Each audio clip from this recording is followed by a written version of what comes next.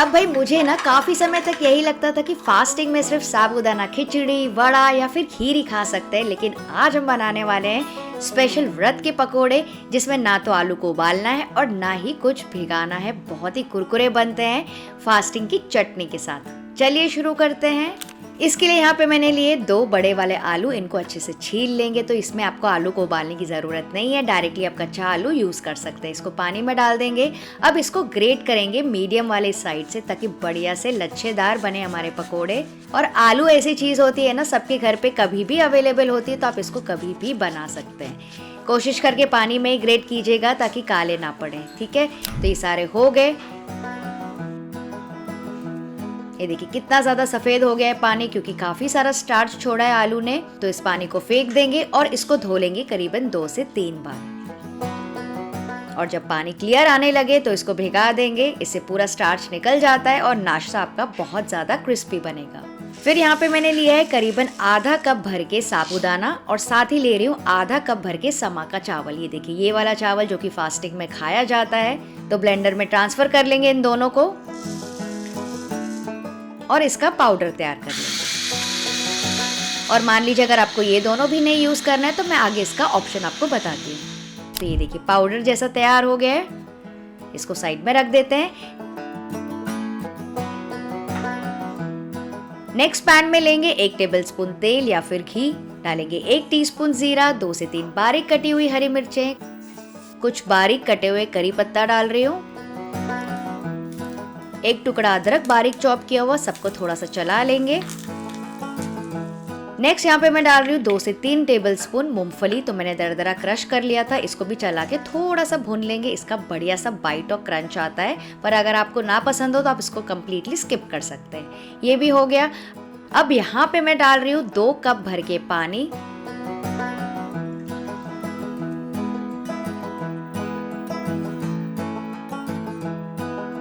इसमें डाल देंगे 1 टीस्पून नमक, या फिर जो भी नमक आप फास्टिंग में खाते हैं, आधा टीस्पून काली मिर्च का पाउडर, और इसको अच्छे से मिक्स कर लेंगे। अच्छा सा उबाल आने देंगे। अगर आप फास्टिंग में रेड चिली फ्लेक्स या फिर पाउडर खाते हैं तो वो भी यहाँ पे डाल सकते हैं। तो ये देखिए पानी अच्छा खासा गर्म हो गया, तो आलू के लच्छे निकाल के इसमें डाल देंगे। तो सारे आलू के लच्छे इसमें डाल दीजिए और इसको मिक्स करके पकाएंगे 1 से 2 उबाल आने तक के। बहुत थोड़ा समय लगता है, क्योंकि आलू जो है ना पहले से लच्छों में है, पहले से ग्रेटेड है, तो जल्दी पक जाते हैं। पर ये ध्यान दीजिएगा कि इसको बहुत ज़्यादा सॉफ्ट नहीं करना है। एकदम उबले आलू जैसा स्वाद हमको नहीं चाहिए।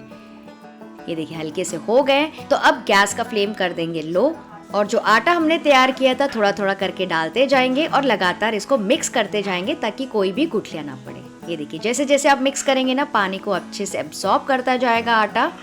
तो यहाँ पे मैं आपको देने वाली थी ऑप्शन। अगर आपको मान लीजिए साबूदाना या फिर समा का चावल नहीं यूज़ करना है, तो यहाँ पे आप यूज़ कर सकते हैं सिंघाड़े का आटा या फिर कुट्टू का आटा, जो भी आप फास्टिंग में खाते हैं।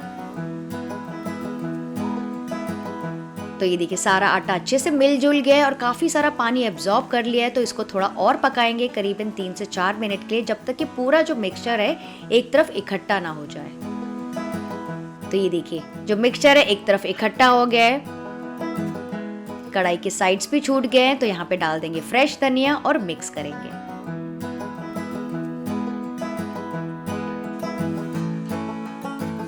तो बस इसको बहुत ज़्यादा ड्राई नहीं करेंगे, गैस का फ्लेम कर देंगे ऑफ, और इसको ना ढक के इसी भाप में छोड़ देंगे करीबन 5 से 7 मिनट के लिए, ताकि और भी अच्छे से सेट हो जाए।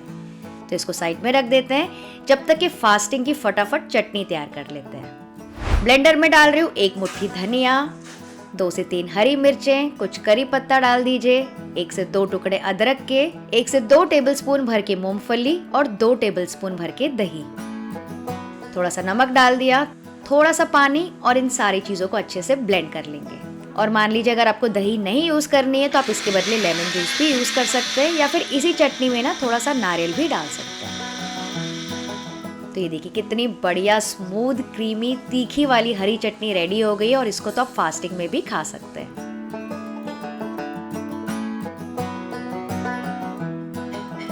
तो मिक्सचर अच्छे से सेट हो गया। इसको ट्रांसफर कर लेंगे बड़ी सी प्लेट या फिर परात में। अपने हाथों में हल्का सा तेल लगा लेंगे और इसको फिर से थोड़ा सा गूंथ लेंगे, ताकि थोड़ा सा चिकना हो जाए।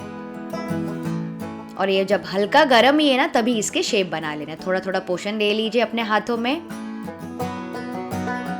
आप चाहें तो इसके बॉल्स बना सकते हैं या फिर आप चाहें तो इसके सिलिंड्रिकल बॉल्स भी बना सकते हैं। या फिर आप क्या कर सकते हैं ना, इसको इस तरह से फैला के सेंटर में पनीर या फिर ड्राई फ्रूट्स की स्टफिंग भी कर सकते हैं, वो भी काफ़ी टेस्टी लगता है। या फिर आप इसके छोटे छोटे मेदू वड़ा भी बना सकते हैं। सारे मैंने आपको ऑप्शंस बता दिए, लेकिन आज मैं सारे के बॉल्स बना रही हूँ। तो ये देखिए इतने साइज के बॉल्स मैंने बनाए हैं। तो सारे बॉल्स हमारे रेडी हो गए। इसको ना आप फ्रिज में रख सकते हैं, 2 से 3 दिनों तक के अच्छे रहते हैं। कोई भी एयर टाइट कंटेनर में रख दीजिए। अब तेल यहाँ पे मैंने गरम करने के लिए रख दिया है मीडियम हाई फ्लेम पे। तो इनको डालते जाएंगे इस पे गरम तेल में।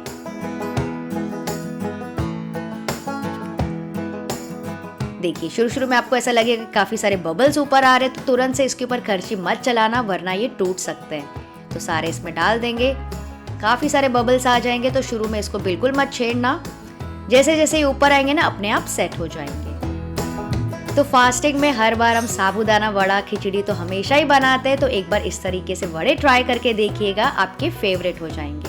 तो ये देखिए सारे ऊपर आने लगे हैं, तो इनको हल्का हल्का सा चला लेंगे और इनको पकने देंगे जब तक ये बढ़िया सा गोल्डन ब्राउन कलर ना आ जाए। वैसे साबूदाना हमने इसमें डाला है, समा का चावल इसमें डाला है, तो उनको कलर आने में थोड़ा सा ज़्यादा समय लगता है। अच्छा, काफ़ी सारे लोग पूछते हैं कि मैं कौन सी कढ़ाई या फिर पैन्स यूज़ करती हूँ, तो उन सब के लिंक्स आपको नीचे डिस्क्रिप्शन बॉक्स में मिल जाएंगे, आप जाके चेक कर लीजिएगा। तो ये देखिए अच्छे खासे फ्राई हो गए। तो मैं क्या कर रही हूँ, लास्ट 1-2 मिनट के लिए ना गैस का फ्लेम एकदम हाई कर रही हूँ ताकि बढ़िया सा कलर पकड़ ले। तो ये देखिए कितना प्यारा कलर आ गया है। इनको निकाल देंगे। बहुत आसानी से बन जाने वाली रेसिपी है, बिल्कुल भी तेल नहीं सोखता है। बस इसी तरह से पूरा बैच फ्राई करके निकाल देंगे।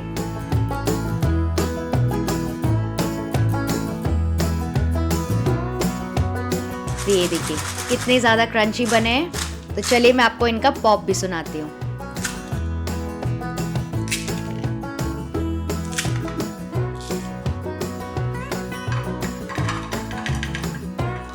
तो इस गर्मा गर्म नाश्ते को आप एंजॉय कर सकते हैं फास्टिंग की चटनी या फिर गर्मा गर्म चाय के साथ। अगर वीडियो थोड़ा भी अच्छा लगा तो लाइक, शेयर और सब्सक्राइब करना तो बनता है।